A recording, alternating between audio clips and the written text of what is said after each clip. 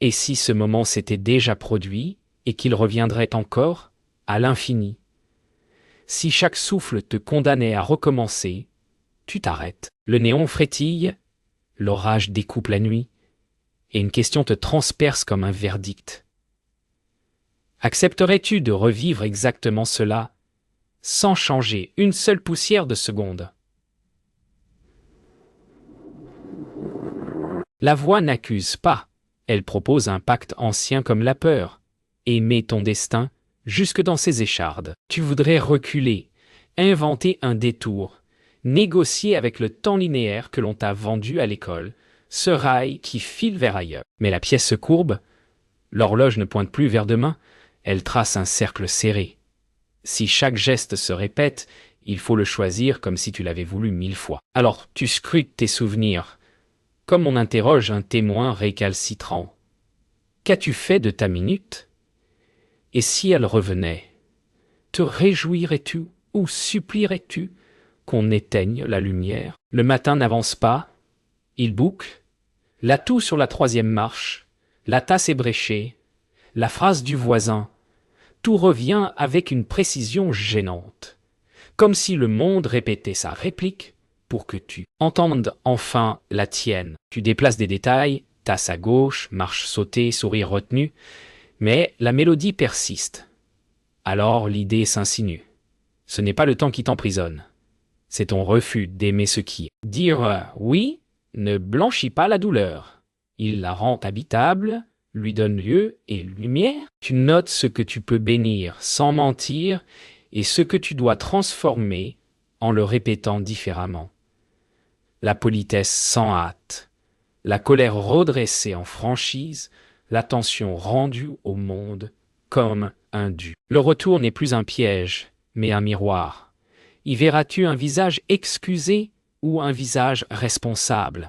Tu sors chercher des preuves, non pour convaincre les autres, mais pour épingler la forme de la question. Devant la vitrine d'un horloger, les engrenages chantent leur consentement. Chaque dent rend l'autre possible. L'idée s'éclaircit. Tu n'échapperas pas au cercle en changeant de décor. Tu l'honoreras en réglant sa justesse. Tu entres, l'air sans l'huile fine et le bois ciré. L'homme derrière le comptoir ne demande rien, il a juste un infime écart. Comme on corrige une intention. Tu te vois soudain horloge vivante. Tes mots sont des dents, tes gestes des ressorts. Négligence et précision se paient au centième. Ce que tu répètes te sculpte. Si tout revient, choisis des retours dignes d'être portés. Au théâtre, la répétition n'est pas punition mais creuset. Sophia trace un motif jusqu'à ce qu'il devienne nerf. Chaque retour retire une scorie, laisse affleurer l'intention nue. Tu observes la fatigue devenir précision, la sueur devenir ancrage. Et tu comprends que le cercle n'impose pas l'ennui. Il exige l'exactitude. On t'invite sur le plateau, tu refuses, puis avances d'un pas. Ton mouvement est gauche, mais sincère. Le sol crisse. La poussière monte, et tu sens dans la résistance de l'air la possibilité d'un oui corporel, d'un oui qui passe par les muscles, avant de monter aux lèvres. La nuit retombe avec le parfum du premier orage, mais la voix désormais ne tranche plus. Elle propose « Ye ou we ». Si tu disais « oui, ye », tu ne réponds pas. Tu ouvres un carnet et listes des gestes que tu pourrais revivre tels quels. Une écoute entière, un article écrit sans cynisme, une main posée avec douceur. Puis tu ajoutes le difficile. Reconnaître une faute, demander pardon avant le sommeil. Remercier chaque fois que le cœur résiste. Au dehors, une enfant dessine des spirales dans la buée. Elle te voit, elle sourit, elle recommence. Alors tu comprends, le monde respire par retour. L'inspiration accepte, l'expiration rend grâce. Si ce souffle revient à l'infini, qu'il te trouve consentant. Le jour ressemble à une citation annotée. Les mêmes gestes, mais soulignés d'encre neuve. Tu marches dans la ville avec l'oreille d'un accordeur. Ce que tu prenais pour du bruit devient motif. Un inconnu garde la porte une seconde de plus. Non un miracle, mais un anneau d'attention où accrocher ta propre délicatesse. La flaque ovale près du passage piéton encadre un reflet de ciel, et tu t'y vois comme dans un œil. Si tout revient, chaque nuance compte, chaque inflexion pèse. Tu te surprends à parler lentement, à choisir un mot comme on choisit une dent d'engrenage. Une erreur minuscule se répercute en cliquetis infini. Rien d'héroïque ne se produit, seulement un peu de justesse. Et c'est peut-être cela, l'éthique du retour. Non pas chercher l'exception, mais rendre la répétition digne d'être répétée. Tu inspires. Le monde répond par un rythme discret, têtu, presque tendre. Tu pousses la porte de la boutique d'horlogerie comme on entre dans une chapelle. Malik ajuste 2 pendules que rien, à l'œil nu, ne distingue. Pourtant, leur respiration n'est pas la même. L'accord n'est pas la symétrie. Dis-tu en pensée, et c'est l'écoute réciproque. Il incline la tête, resserre un ressort, et le balancement se synchronise, révélant une paix sans emphase. Tu regardes tes relations sous cette lumière. Au lieu d'exiger l'unisson, tu offres la précision de ce que tu peux donner, et tu laisses l'autre régler la sienne. Si tout doit revenir, la négligence devient une faute de mesure, la générosité, une exactitude. Tu notes que la joie est sobre, comme la lampe en laiton qui cerne le bois ciré. Tu ne deviens pas meilleur d'un coup, tu deviens plus accordé, et cet accord-là, tu peux le rejouer. Le doute réclame sa part, tu l'invites à table. À la bibliothèque, Jonas t'attend sans après, comme un porteur d'eau. Il ne promet pas d'issue, seulement une rigueur qui dénoue les illusions. Vous lisez lentement. Tu t'arrêtes sur des mots qui ont la dureté du granit. Consentir, transvaluer, affirmer, sans témoin. Jonas ne commente presque pas. Sa présence suffit à maintenir la corde tendue sans la casser. Tu comprends que croire à l'éternel retour n'a pas d'intérêt si cela n'élève pas ton style de vie. Pas la posture, le pas. Vous fermez le livre et le silence, loin d'être vide, bruisse d'une responsabilité qui ne demande ni applaudissement, ni absolution. Tu sors avec l'impression d'avoir ajouté un ressort discret à ta journée, quelque chose qui rendra le prochain retour un peu plus juste. La ville répète ses refrains. Marché, guichet, au go suivant, yo. Tu décides de tester la doctrine sur le terrain du banal, là où s'usent les bonnes résolutions. À chaque échange, tu ajoutes un grain de soin, une microseconde d'attention. Remercier n'a rien d'angélique. C'est une force musculaire qui soulève la journée d'un millimètre. Tu t'entraînes à aimer l'ordinaire non pour le sublimer, mais pour le prendre au sérieux. Si ce même couloir, ce même vendeur, cette même fatigue reviennent 1000 fois, qu'il te trouve au moins éveillé, prête à les porter sans surjouer ni fuir. Peu à peu, tu perçois une dilatation de l'air autour de toi, comme si le monde relâchait une crispation. Le cercle n'étrangle pas, il cadence. Le soir, tu retournes au théâtre. Sophia répète le même enchaînement. Rien ne s'y passait, et pourtant tout s'y décide. Sa fatigue a l'élégance du vrai. Elle ôte, elle affine, elle taille la volonté à même le souffle. Tu comptes les pas, d'abord comme une surveillante, puis comme une choriste timide. Tu sens la logique des retours devenir un art respiratoire.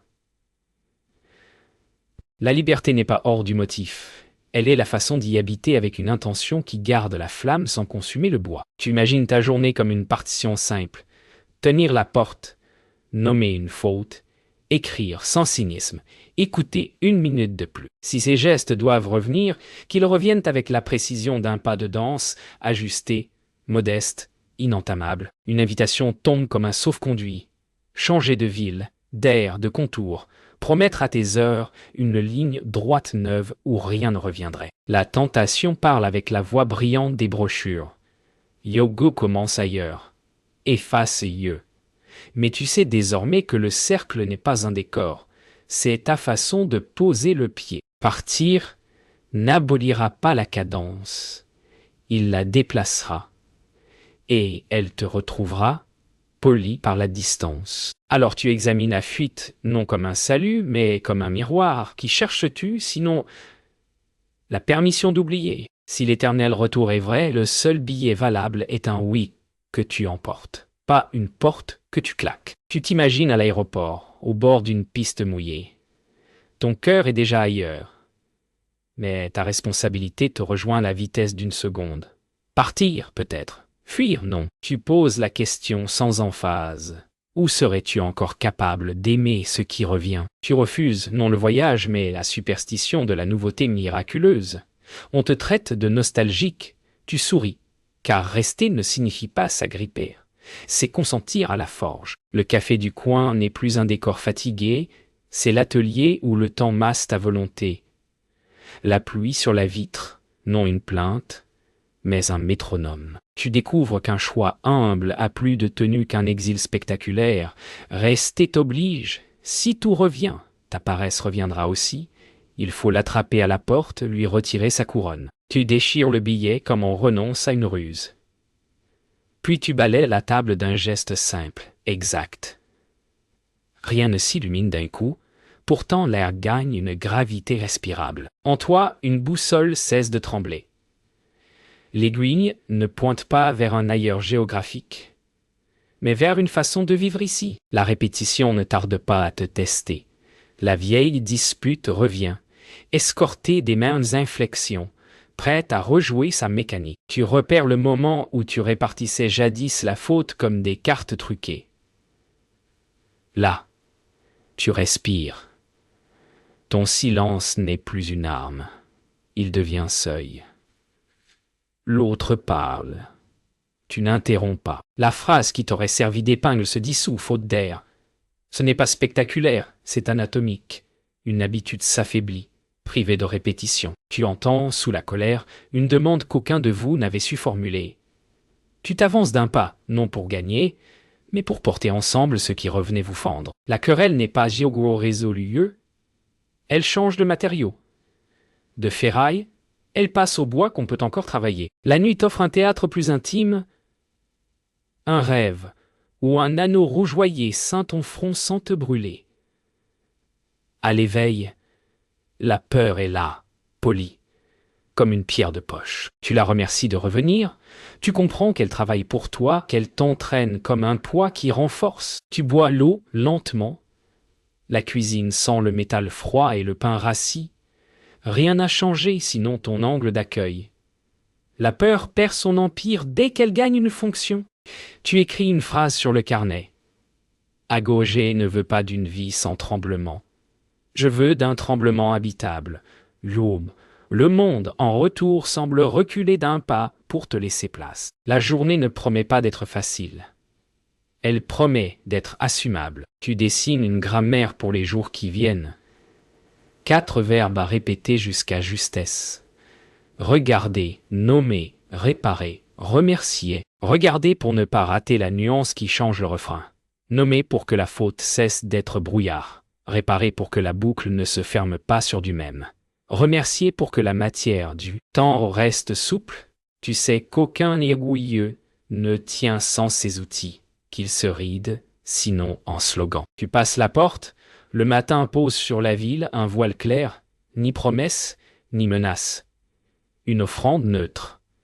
Tu te sens novice et tenace. Si l'éternel retour est un pacte, tu l'endors et le réveilles avec ses 4 gestes, jusqu'à ce qu'il devienne ton style, sans clairon ni serment, mais avec la patience des forges. Tu reviens au studio avec la modestie d'un apprenti.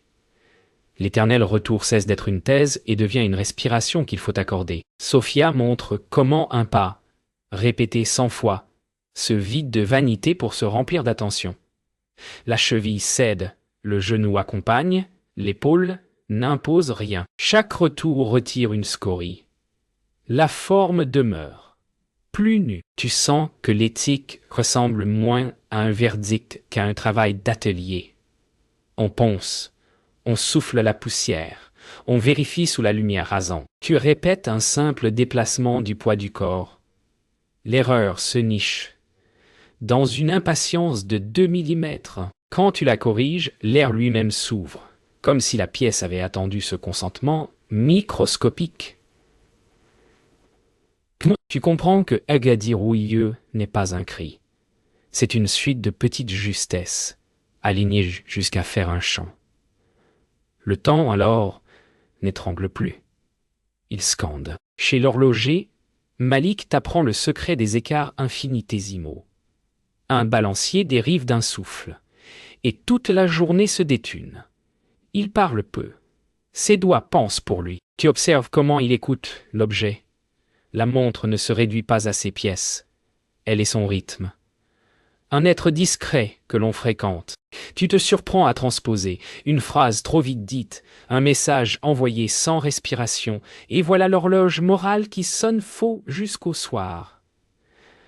Malik dessert, resserre, teste, patient. Tu sens que la patience est la vertu qui rend les autres opérantes. Dans ce silence tiède où l'huile a l'odeur du pain chauffé, tu promets de préférer l'ajustement à l'emportement, la correction au coup d'éclat. Si tout revient, la gloire passera, l'exactitude demeurera.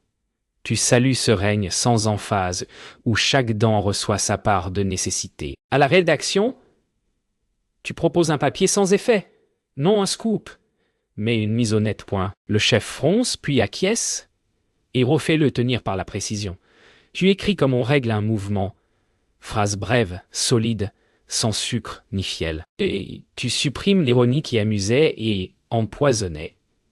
Tu gardes la phrase qui coûte, parce qu'elle répond. À mesure que les mots s'alignent, tu entends le cliquetis intérieur s'adoucir. Au lieu d'accumuler des éclats, tu cherches la tenue. La publication te fait moins peur. Ce qui compte, c'est de pouvoir relire demain sans honte et, s'il le faut, réécrire en mieux. Tu découvres une joie sèche. La vérité ne flambe pas.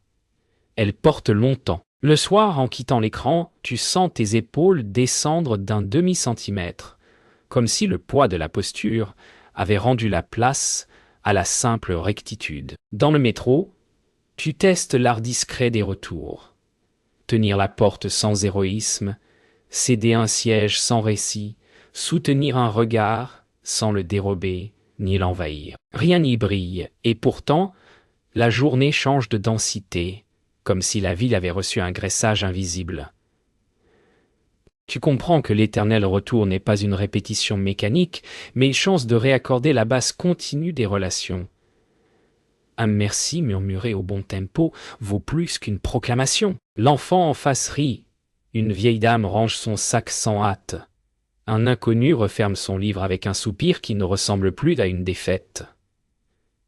Tu te dis que la justice commence peut-être là, dans ces durées tenues où personne ne gagne, mais où tout le monde respire un peu mieux.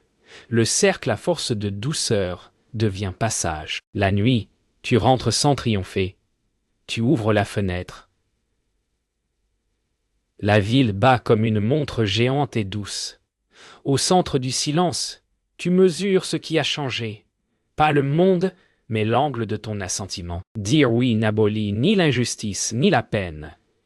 Il te donne de quoi les porter sans te défaire. Tu poses le carnet sur la table, inscris la date, puis 4 gestes pour demain. Regarder, nommer, réparer, remercier. Tu t'engages à les reprendre jusqu'à l'évidence, non par superstition, mais parce qu'ils donnent forme à ce que tu crois. Une brise remue le rideau. Le halo lunaire dessine un anneau pâle sur le plancher. Tu souris à ce symbole trop évident, et pourtant juste. Si tout revient, que ce soit cette douceur vigilante, non l'oubli, mais la tenue. Alors seulement, le cercle devient promesse. Tu te convoques sans robe ni marteau, mais avec cette gravité qui tient lieu d'appareil. Dans la salle que tu imagines, les témoins sont ordinaires et précis. Une porte claquée trop vite. Un message laissé sans réponse. Une vérité édulcorée pour calmer la salle. Tu poses les faits comme on étale des pièces sur un établi, sans chercher les faits, seulement l'ajustement. L'idée n'est pas de s'absoudre ni de se crucifier, mais de répondre. Si tout revient, qu'acceptes-tu de répéter? Tu refuses la poésie facile de la culpabilité. Elle flatte, elle distrait. Tu réclames des gestes, des corrections de micromètres, ces déplacements qui changent la musique d'une journée. Dans ce tribunal sans public, tu découvres que la justice commence par la tenue d'un souffle. Tu respires. Le verdict n'est pas une frappe, c'est une syntaxe. Phrase courte, acte net. Tu peux recommencer, oui, mais pas fuir. Alors tu te tiens droite devant ce que tu es en train de devenir. Tu rouvres un dossier ancien. Ce jour où tu as vu quelqu'un tomber et où tu as détourné le regard pour ne pas être en retard. L'éternel retour rejoue la scène avec la froideur d'un projecteur. Cette fois, tu descends du trottoir. Tu parles avec la voix que tu gardais au chaud pour les grands moments. Tu offres le téléphone. Tu offres la patience. Tu offres ton nom sans calcul. Rien d'héroïque, simplement, tu retires à la honte son carburant. La peur, elle, reste comme un chien maigre. Tu la tiens en laisse en écoutant l'autre raconter sa journée qui bascule, sa pédale qui a glissé, sa réunion qu'il manquera. Tu découvres qu'aider, c'est accepter d'entrer dans une phrase dont on ne saura pas le sujet. Quand tout est réglé, le monde ne t'envoie pas de signe. Il se contente d'être à nouveau à sa taille juste. Tu comprends soudain ce qu'est réparé. Une précision, pas un spectacle. La tentation de mépriser revient, familière et docile. Tant qu'on ne la nomme pas, tu l'attrapes par le col en posant des questions qui désamorcent sa supériorité. Et gars, qu'est-ce qui t'amène? Yo, yaga, qu'est-ce qui coûte? Yo! Au comptoir d'une librairie, tu t'entends, d'ordinaire si rapide à classer, écouter un récit trop long, hésitant, maladroit. La patience que tu prêtais aux livres, tu l'accordes à celui qui les vend. Peu à peu, une charpente apparaît sous le désordre des phrases, tu la respectes. Tu sens qu'un monde s'ajuste quand tu retires un jugement inutile au lieu d'un cliquetis, un accord. Ce n'est pas du gentilisme, c'est un choix technique, presque artisanal, pour que la journée tienne. Le mépris, privé de répétition, s'étiole comme une roue sans engrenage. Tu sors avec un livre modeste et l'impression d'avoir déplacé de 2 degrés l'axe d'une constellation intime. Cela suffira pour aujourd'hui. Vient l'épreuve la plus raide, écrire à celle que tu as blessée. Tu ne promets rien, tu ne plaides pas la circonstance. Tu t'en tiens aux faits et à ce que tu aurais dû faire. Tu effaces les mots qui enjolivent. Tu gardes ceux qui tiennent, un par un, comme des vis serrées. Tu ne demandes pas qu'on oublie. Tu offres de réparer si c'est possible et d'endurer si ce ne l'est pas. La lettre, relue à voix basse, a la sobriété d'un constat d'huissier. Tu sens ta main trembler moins quand tu signes, non que la faute se dissolve, mais parce que le oui, au retour, te force à vouloir être quelqu'un que tu pourrais supporter de revoir. Tu vas à la boîte. Tu entends la petite porte claquer comme un marteau doux. Le monde, dehors, poursuit son bruit de pluie. À l'intérieur, quelque chose se remet d'aplomb. Non pas ton image, mais ta capacité à continuer. Tu prononces le verdict qui ne flatte ni ne condamne. Responsable. Ce mot ne pèse pas comme une enclume. Il tient droit comme une colonne. Il ne promet ni succès ni réparation immédiate. Il offre une posture que tu pourras répéter sans honte. Tu mesures ce que responsable exige, veiller sur tes retours, surveiller les angles morts, reprendre encore, ces 4 verbes qui t'ouvrent le passage. Tu ne sors pas blanchi, tu sors tenant d'une forme. Dans la lumière haute d'un puits de jour, tu laisses ton souffle se régler sur un rythme calme. Ce que tu es en train de devenir n'appelle pas de témoin, seulement de la tenue.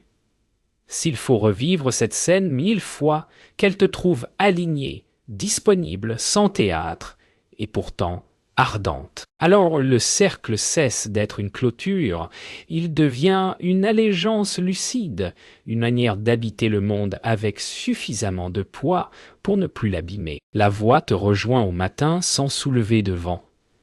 Y tout cela, encore et encore. Veux-tu y? Tu ne réponds pas par des trompettes, tu laisses parler la table mise, le geste qui verse l'eau sans renverser, la porte tenue pour un inconnu que tu ne reverras pas. Tu découvres que le oui n'est pas un mot, mais un phrasé, une manière d'accorder souffle et monde. La tentation du spectaculaire bruisse autour, faire de ton assentiment une bannière, mais tu entends en dessous un battement plus humble, plus ferme, qui réclame d'être tenu au métronome des habitudes. Tu t'exerces à n'imposer rien à la minute, la laisser venir, la recevoir, lui donner forme par une précision qui ne se voit pas et qui pourtant change la densité de l'air. Si l'éternel retour est vrai, ton oui ne sera pas un cri isolé. Il sera une respiration régulière, offerte sans témoin, capable de survivre au bruit comme au silence. Tu rejoins Malik comme on revient au feu d'un atelier.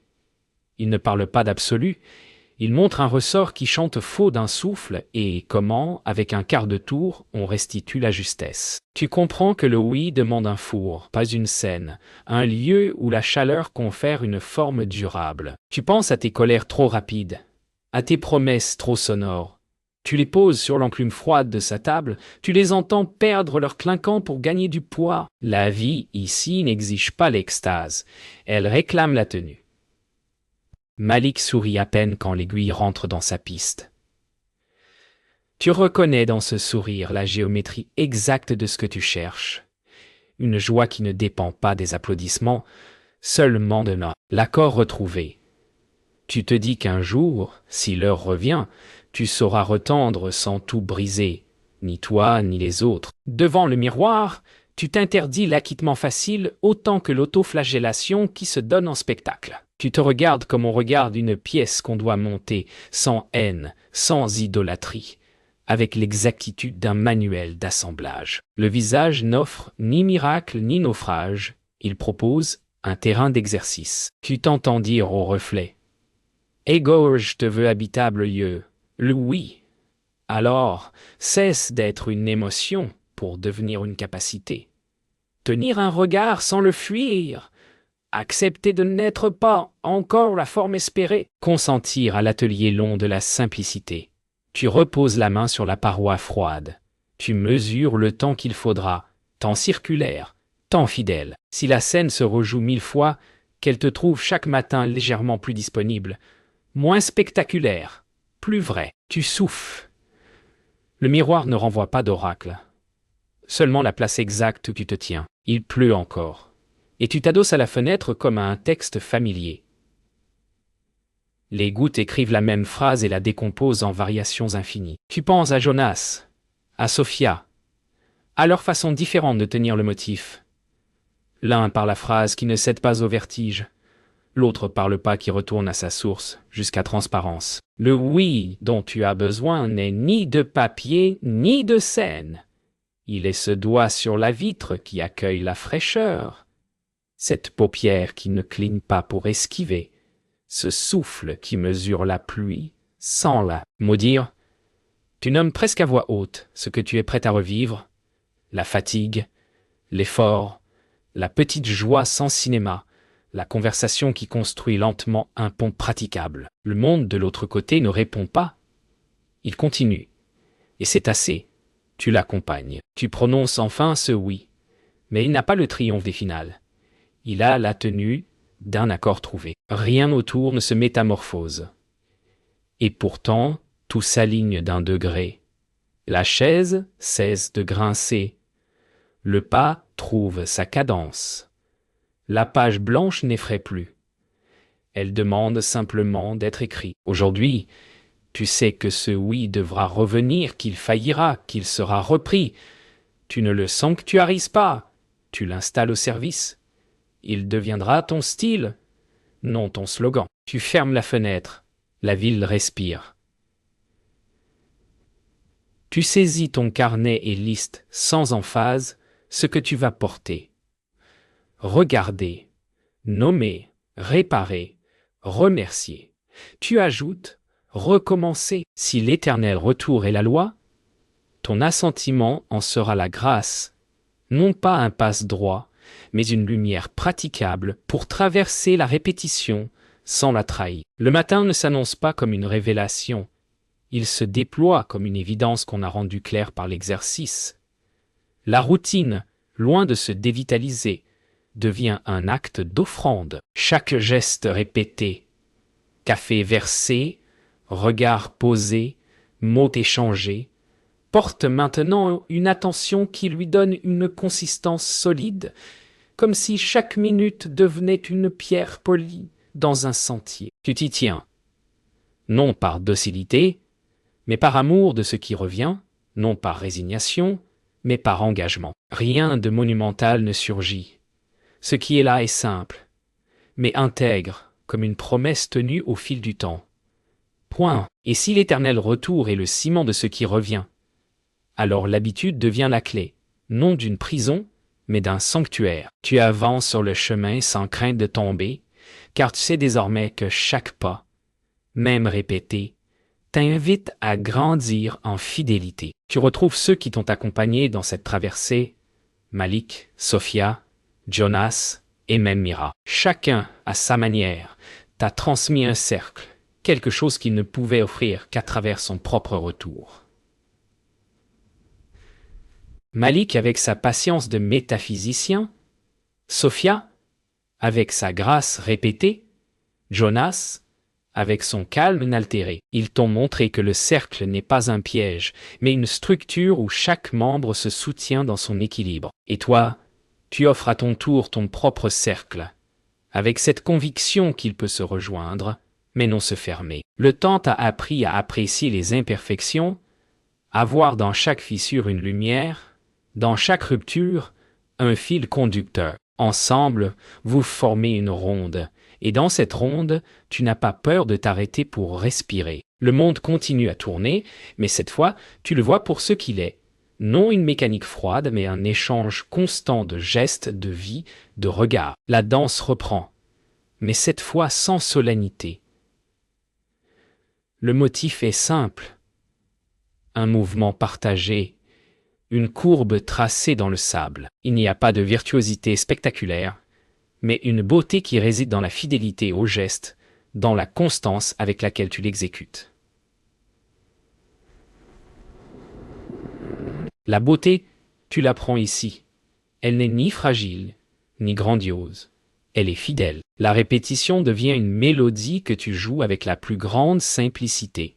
Et c'est cette simplicité qui touche, qui réchauffe, qui illumine. On danse ensemble, mais chacun porte en soi son propre motif, et c'est dans ce dialogue que naît l'harmonie. L'éternel retour, tu le comprends maintenant. Ce n'est pas une répétition mécanique, c'est une danse, un échange d'énergie, un mouvement de la vie. Le pas n'est jamais le même, mais l'intention demeure. Et dans cette intention, il y a l'amour du mouvement, l'amour du monde, l'amour de soi. La voix, désormais, ne te demande plus de te sacrifier. Elle te bénit. Et Gagdou a répondu oui à l'éternel retour. Dis à l'éternel retour, dit-elle. Gagdou n'a pas fui. Et si cela revient, tu souriras. Un sourire te prend, d'abord timide, puis plus assuré. Tu as répondu à ton propre appel sans chercher à fuir, sans chercher à sauver ce qui ne peut être sauvé. Il n'y a pas de conquête ici, pas de triomphe bruyant, seulement une acceptation tranquille, une façon de laisser la vie respirer sans chercher à tout maîtriser. Le monde t'a défié et tu as accepté dans cette ronde d'être le centre et la périphérie. La scène se termine, non par un éclat, mais par un éclatement de lumière douce, comme une étoile qui éclaire sans aveugler. Tu as appris que ce qui revient n'est pas toujours une malédiction, parfois c'est une bénédiction, une invitation à revenir toi-même, chaque fois plus entière. La dernière image est simple. Une horloge, une respiration. Tu sais que tout reviendra, mais tu ne cherches plus à savoir quand ni comment. Ce retour, tu l'aimes déjà, car il est le rythme du monde, et tu l'as choisi, avec tes gestes, tes silences, tes oui. Tu as appris à marcher dans la ronde sans hésiter, à regarder ce qui se répète sans crainte, à accueillir l'inattendu comme une variation familière. Tu sais que, demain, ce cercle t'attendra, et tu l'aimeras encore. Fin.